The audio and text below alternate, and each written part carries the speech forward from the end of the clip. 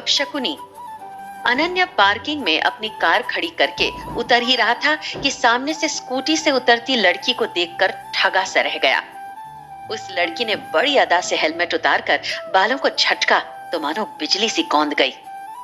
उसके स्कूटी खड़ा कर आगे बढ़ने तक वह बड़े ध्यान से उसे देखता रहा।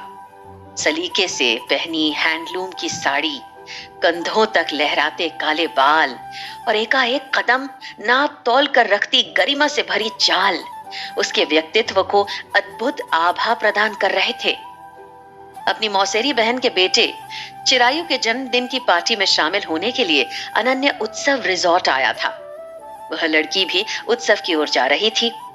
अनन्या को कुछ और देर तक उसे निहारने का सुख मिल गया। उत्सव के गेट में घुसते ही वह लपक कर लिफ्ट की ओर दौड़ गई। जब तक अनन्या को होश आता, लिफ्ट ऊपर जा चुकी थी। अनन्या के पास अब इंतजार करने के अलावा दूसरा कोई चारा भी नहीं था। पहली बार उसे धीमी गति से चलने के कारण खुद पर गुस्सा आया। जब वह तीसरी मंजिल पर पार्टी वाले हॉल में पहुंचा तो उसे लड़की को अपनी बहन सुजाता से बात करते देख हैरान रह गया। उसे देखते ही सुजाता खिलखिलाकर हंस दी। तुम शायद इसी की शिकायत कर रही हो। यही पीछा कर रहा था ना तुम्हारा। ठहरो, अभी इसके कान पकड़ती हूँ। सुजाता नाटकीय अंदाज में बोली थी। मैं खुद कान पकड़ता हूँ दीदी। मैं किसी का पीछा नहीं कर रहा था। मैं तो चिरायु के जन्मदिन की पार्टी में आ रहा था। कोई मेरे आगे चल रहा हो तो मैं क्या करूं? मैं ऐसे दिल फेंक लड़कों के लटके झटके खूब समझती हूँ। जरा पूछिए इनसे कि ये महाशय मेरे पीछे ही क्यों चल रहे थे। तेज कदमों से चलकर मेरे आगे क्यों नहीं निकल गए थे? अनन्या, तुम्हें अवनी के इस सवाल का जवाब तो देना ही पड़ेगा। अब बोलो, क्या कहना है तुम्हारा? सुजाता को न्यायाधीश बनने में आनंद आने लगा था। ऐसा कोई नियम है क्या दीदी कि सड़क पर किसी लड़की के पीछे नहीं चल सकते? अनन्या ने जवाब में सवाल खड़ा कर दिया। नियम तो नहीं है, पर इसे पीछा करना कहते हैं बच्चों, और इसके लिए दंड भुगतना पड़ता है। सुजाता मुस्कुराते हुए बोली। ठीक है, आपका यही निर्णय है तो मैं दंड भुगतने के लिए तैयार हूँ। अनन्या जोर से हंसा, पर तभी चिरायु आधम का था और बात बीच में ही रह गई थी। मामा, कितनी देर से आए हो? मेरा गिफ्ट कहाँ है? चिरायु अनन्या की बाहों में झूल गया। अनन्या ने छोटा सा पैकेट निकालकर चिरायु को थमा दिया था। इतना छोटा सा गिफ्ट? चिरायु ने मुंह बनाया। खोल कर तो देख, आंखें खुली की खुली रह जाएंगी। चिरायु ने बड़े यत्न से कागज में लिपटा हुआ पैकेट एक झटके से फाड़ा तो उसकी खुशी का ठिकाना न रहा। ओह वाह, वीडियो गेम! मामा, आप सचमुच ग्रेट हो। पापा देखो, अनु मामा मेरे लिए क्या लाए हैं। ध्रुव वीडियो गेम को देखने में व्यस्त हो गए। सुजाता भी दूसरे मेहमानों की आव भगत में जुट गई। अनन्या का ध्यान फिर पास ही बैठी अवनी की ओर आकर्षित हो गया। उसके लिए मानो अन्य अतिथि वहां होकर भी नहीं थे। उसका मन कर रहा था कि वह बस अवनी को निहारता रहे। एक दो बार कनखियों से देखते हुए उसकी दृष्टि अवनी से मिली तो लगा जैसे उसकी चोरी पकड़ी गई हो। जन्मदिन का उत्सव समाप्त होते ही उसने सुजाता से पूछा, दीदी कौन है वह? पहले तो उसे कभी नहीं देखा। किसकी बात कर रहा है तू? सब कुछ समझते हुए भी सुजाता मुस्कुराई। वही जो आपसे मेरी शिकायत कर रही थी।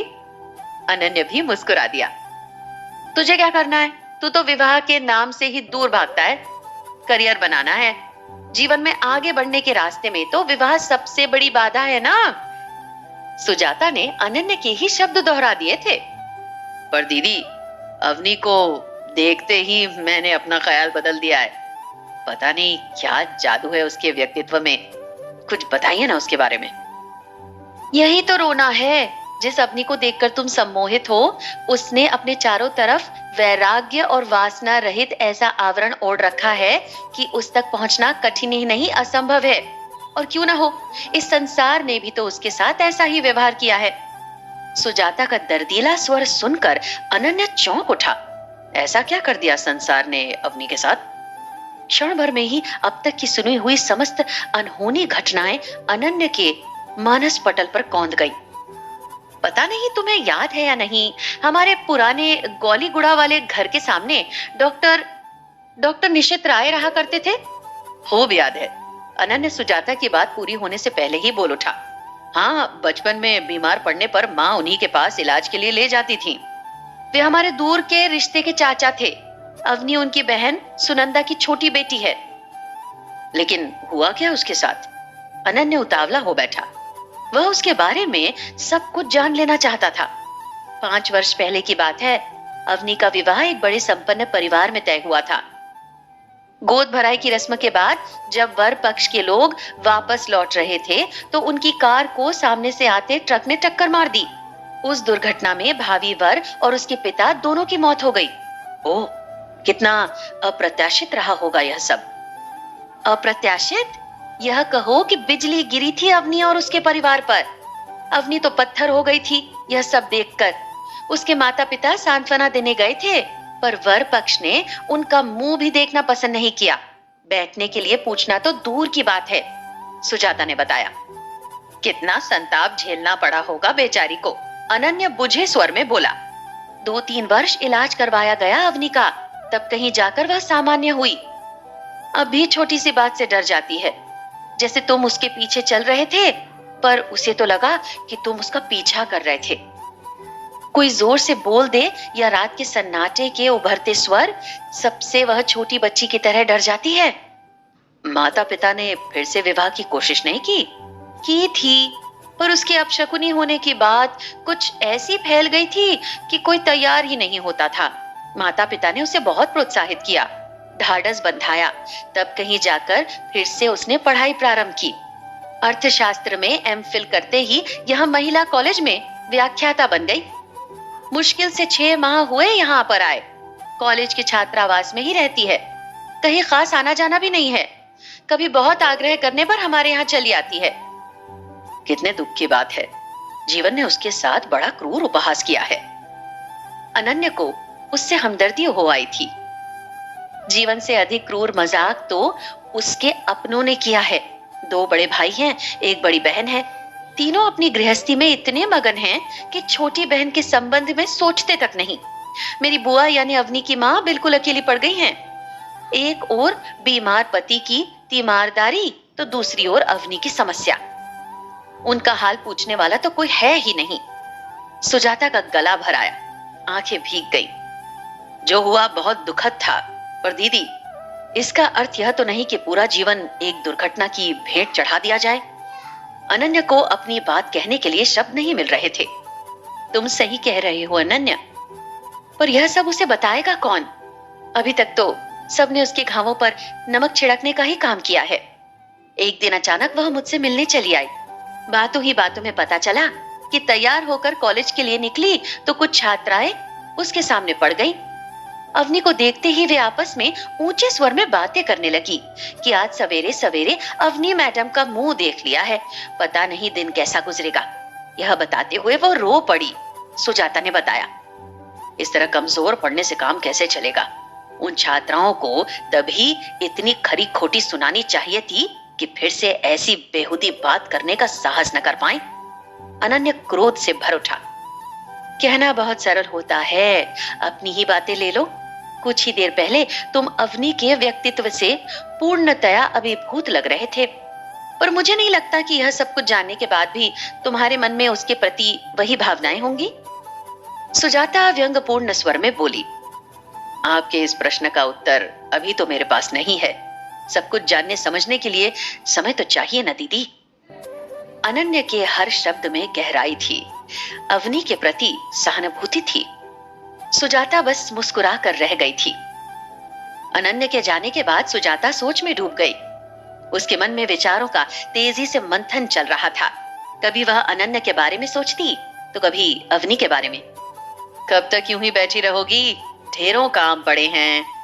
तभी ध्रुव ने उसकी तंद्रा भंग की। क्या करूं, फिर वही कहानी दोहराई जा रही है।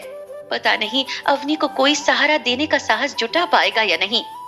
निराश स्वर में बोल सुजाता उठ खड़ी हुई। इस चिंता में घुलना छोड़ दो सुजाता। अवनी पढ़ी लिखी है, समझदार है, आत्मनिर्भर है। धीरे धीरे अपने बलबूते जीना सीख जाएगी। ध्रुव ने समझाना चाहा था। कुछ माह भी नहीं बीते थे कि एक दिन अचानक ही शुभदा मौसी का फोन आ गया। इधर उधर की बात करने के बाद वे बोली, क्या कहूँ सुजाता, मन रोने को हो रहा है, पर सोचा पहले तुमसे बात कर लूं, शायद तुम्हें कोई राह सुझा सको। क्या हुआ मौसी, सब खैरियत तो है? सुजाता बोली, मेरी कुशलता की इतनी चिंता कब से होने लगी तुम्हें? काश तुमने मुझे समय से सचेत कर दिया होता। क्या कह रही हो मौसी, मेरी समझ में तो कुछ नहीं आ रहा। सुजाता परेशान हो उठी। मैं उस मुई अवनी की बात कर रही हूँ। पता नहीं कब से प्रेम लीला चल रही है दोनों की। अब अनन्य जिद ठाने बैठा है कि विवाह करेगा तो अवनी से ही, नहीं तो कुंवारा रहेगा। मेरा विश्वास करो मौसी, मुझे तो इस संबंध में कुछ भी पता नहीं है। पर अनन्य तो कह रहा था कि वह अवनी से पहली बार चिरायु के जन्मदिन पर ही मिला था। उस समारोह में तो बहुत से लोग आमंत्रित थे। कहाँ क्या चल रहा था मैं कैसे बता सकती हूँ। ठीक है, मान ली तुम्हारी बात, पर अब तो कुछ करो सुजाता। मेरा तो एक ही बेटा है, उसे कुछ हो गया तो मैं बर्बाद हो जाऊंगी। शुभदा फोन पर ही रो पड़ी। ऐसा मत बोलो मौसी, ऐसा कुछ नहीं होगा। क्या पता इसमें भी कोई अच्छाई ही हो। सुजाता ने उन्हें ढाढ़स बंधाया। इसमें क्या अच्छाई होगी, मेरी तो सारी उमंगों पर पानी फिर गया। इससे तो अनन्य कुंवारा ही रह जाता तो मैं संतोष कर लेती। सुजाता, वादा कर कि तू अनन्य को समझा लेगी। ठीक है, मैं प्रयत्न करूंगी मौसी, पर कोई वादा नहीं करती। तुम तो जानती ही हो आजकल कौन किसकी सुनता है। जब अनन्य तुम्हारी बात नहीं मान रहा तो मेरी क्या मानेगा। सुजाता ने अपनी विवशता जताई थी। प्रयत्न करने में क्या बुराई है, तुझे तो बहुत मान देता है, शायद मान जाए। अपनी मौसी के लिए तू इतना भी नहीं करेगी? शुभदा ने जोर डालते हुए कहा था। क्यों शर्मिंदा करती हो मौसी, मैं अपनी ओर से पूरी कोशिश करूंगी। सुजाता ने शुभदा को आश्वस्त तो कर दिया, पर अति व्यस्तता के कारण अगले 2 महीने तक अवनी और अनन्य से मिलने तक का समय नहीं निकाल पाई। पर एक दिन अचानक शुभदा मौसी को आया देख उसके आश्चर्य की सीमा न रही। आओ मौसी, तुम्हारा फोन आने के बाद व्यस्तता के कारण अनन्य से मिलने का समय ही नहीं निकाल पाई। मैं आज ही अनन्य से मिलने की कोशिश करूंगी। सुजाता मौसी को अचानक आया देख वह अचकचा कर बोली, अब उसकी कोई आवश्यकता नहीं बेटी, मैं तो उन दोनों के विवाह का निमंत्रण देने आई हूँ। अनन्य को बहुत समझाया बुझाया, लेकिन वह माना ही नहीं। पता नहीं उस जादूगरनी ने क्या जादू कर दिया, बेटे की जिद के आगे झुकना ही पड़ा। शुभदा मौसी भरे गले से बोली और निमंत्रण पत्र देकर उल्टे पांव लौट गई। बहुत प्रयत्न करने पर भी उन्हें रोक नहीं पाई सुजाता। शायद वे अनन्य और अवनी के विवाह के लिए सुजाता को भी दोषी मान रही थीं। शुभदा मौसी तो निमंत्रण पत्र देकर चली गईं, पर सुजाता के मन में बेचैनी हो रही थी कि आखिर अनन्य क्यों अवनी के बारे में सब कुछ जानने के बाद विवाह के लिए राजी हो गया, और अवनी कैसे अपनी पुरानी यादों को भूलकर विवाह के लिए तैयार हो गई।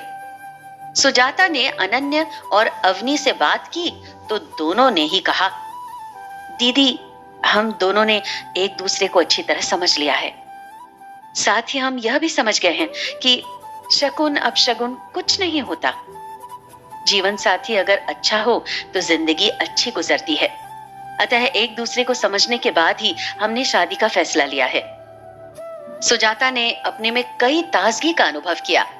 अनन्य और अवनी का विवाह बड़ी धूमधाम से संपन्न हुआ था। यद्यपि शुभदा मौसी किसी भी अशुभ की आशंका से सोते हुए भी चौंक जाती थीं। अनन्य और अवनी के विवाह को अब 5 वर्ष का समय बीत चुका है। 2 नन्हे मुन्नों के साथ दोनों अपनी गृहस्थी में कुछ ऐसे रमे हैं कि दीन दुनिया का होश ही नहीं है उन्हें। पर शुभदा मौसी हर परिचित को यह समझाना नहीं भूलती कि शकुन अपशकुन कुछ नहीं होता, यह तो केवल पंडों का फैलाया वहम है।